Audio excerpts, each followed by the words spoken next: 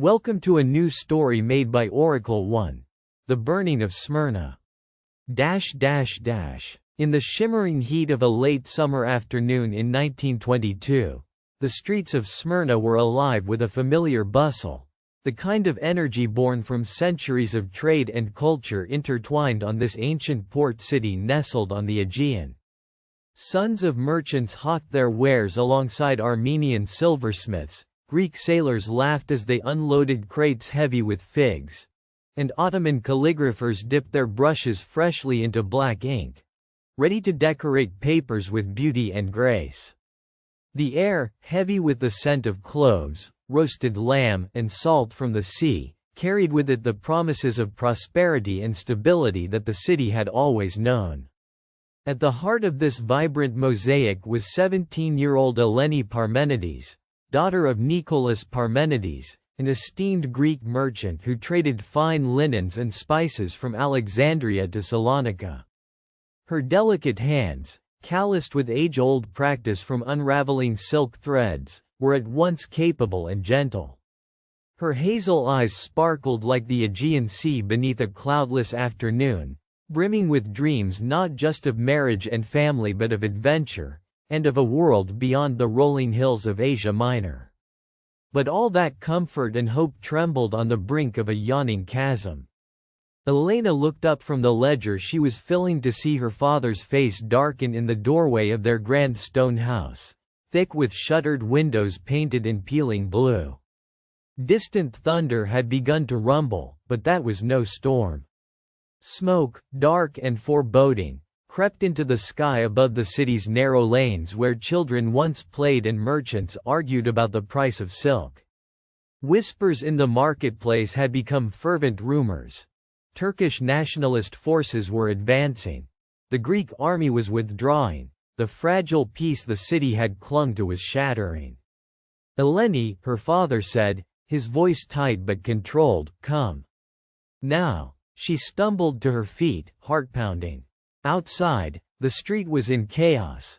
The familiar cadence of daily life collapsed like a house of cards. Women clutched children, men gathered their tools or weapons, and the fear was as tangible as the thickening smoke. From the east, a dull roar billowed, a caravan of soldiers. The Great War had ended 4 years prior, but Smyrna now faced its own relentless siege. 2 hours earlier, the squares had been dancing with the laughter of festivals celebrating the Greek presence in Smyrna, the city's cultural identity as part of the Hellenic world. It was, at least, a momentary reprieve from the ubiquitous tension that simmered since the Ottoman Empire's dissolution ignited fires across the region. Eleni's mother had prepared honey cakes and filled the house with the faint odor of lemon blossoms as family friends gathered to toast and give promises of better days ahead. Now, the drums of war were drowning out the celebratory music. Eleni's mind raced as she helped her father pack crucial ledgers and valuables into a leather satchel. The housekeeper, Madame Lydia, grasped Eleni's sleeve urgently. "Mademoiselle, your mother, she refuses to leave." Nicholas shook his head with grim resolve. "There is no option. The city is turning upon us. We must escape, Eleni." Eleni's mother, Sophia, was a woman made of fierce pride and quiet strength. She stood in the corner, clutching her rosary, her eyes misted yet resolute. "Our home is our heart, Nicholas. I cannot abandon it." "We cannot think of homes, Sophia, only survival," Nicholas said firmly. The family's political connections, a blend of Greek merchants, French consulates, and local Ottoman officials, had afforded them some safety, but during these last weeks, those protections frayed and dissolved like ink dropped into water. Smoke now thickened the sky, blotting out the sun. The flames came first to the homes of Armenians, then to Greeks, anyone tied to the city's non-Turkish past. Each day since the Turkish nationalist forces reasserted control, violent mobs had marched through neighborhoods, their shouts a cacophony of hatred and wrath. The city was burning, both literally and metaphorically. Reluctantly, Sophia nodded, and together, the family descended from their upper-floor sanctuary into the street, a fiery hellscape of roaring flames, shattered glass, and terrified cries. The narrow streets crowded with refugees formed a river of desperation flowing toward the sea and the few remaining ships that might carry them to safety. Eleni clung to her mother's hand while her father scanned the crowd for allies. The Greek army had officially withdrawn from Smyrna weeks earlier, leaving civilians exposed to an unforgiving tide. British and French warships sat off the coast, their guns silent observers as human tragedy unfolded below. "Mother," Eleni whispered, "we must move faster." Sophia's steps were uneven. The heat was suffocating, and the pillow of soot that darkened the air made each breath a struggle. Ahead, a young boy, no more than 10, ran past, his face streaked with tears and ashes, shouting, "The fires blocked the harbor gates. We cannot escape that way." Panic flickered in Eleni's chest. The harbor was their only salvation.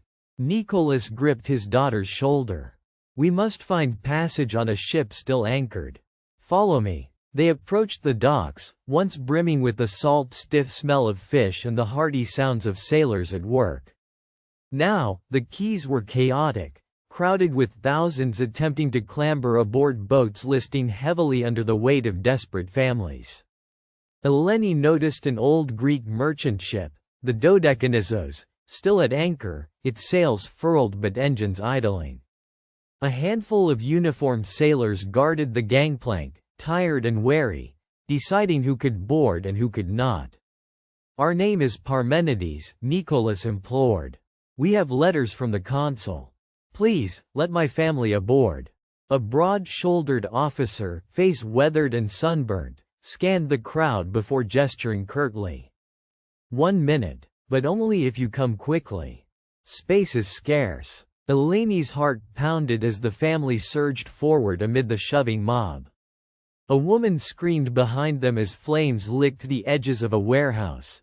Shouts of men trying to maintain order fell apart into cacophony. The ship's deck was tense but offered fragile hope, a brief sanctuary from the inferno that was Smyrna. As night fell, the flames had swallowed large parts of the city. The air was thick with smoke, and the stars struggled to pierce the orange haze reflecting from the burning rubble. Eleni stood at the ship's railing, clutching a small bundle, a scarf embroidered with her family's crest. Below, the blackened city sprawled, a charred graveyard of memories. Her mother's quiet sobs drifted behind her. Even from the safety of the ship, the reality of loss was overwhelming. Nicholas approached, placing a steady hand on her shoulder. "We will rebuild, Eleni. This city, our culture, our lives, they cannot be extinguished by fire." Eleni forced a smile, but inside a tempest swirled. She was the daughter of Smyrna, born from its mosaic of peoples, languages, and stories. Now a refugee aboard a foreign vessel, uncertain of the future, but determined that her identity and dreams would survive. The voyage was arduous. Days later, the Dodekanissos reached the Greek island of Chios. As they disembarked, Eleni kept close to her family, her gaze scanning the horizon for hints of her past life, mourning the home consumed by madness. In the refugee camps, she would hear stories of the burning, a deliberate conflagration, some said, an erasure of Smyrna's multifaceted heritage. The Great Fire consumed homes, businesses, places of worship, and souls. Over 10,000 lives lost, thousands more displaced. But amid the devastation, Eleni discovered a new purpose. At university halls in Athens, she would become a chronicler of memories, weaving the stories of Smyrna's lost people into literature and song to assure that though the city herself had burned, its spirit would never fade. Years hence, long after the flames had cooled and Smyrna's outline reshaped by new rulers and new flags, Eleni stood on a stage in Athens addressing a crowd eager to hear the story of Smyrna. Not just the history textbooks, but the human story. The trials, the pain, the courage, and the unwavering hope. Her voice carried the weight of a daughter of a city lost, but never forgotten. In her heart, the embers of Smyrna still glowed, a beacon to all who cherish home, memory, and resilience. Like and subscribe for more stories.